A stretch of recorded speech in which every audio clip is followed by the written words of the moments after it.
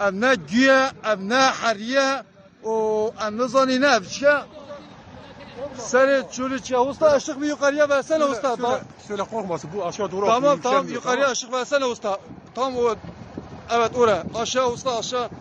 Bunu bir şirkete atalım. Işığı indir usta ışığı indir yavaş yavaş. Burada araçtan mahsur kalmış 2 tane araç aile içinde var ölü var. Bizim tır şoförümüz mahsur kalmış. Evet abi kuyruk. Şoförümüz mahsur kalmış.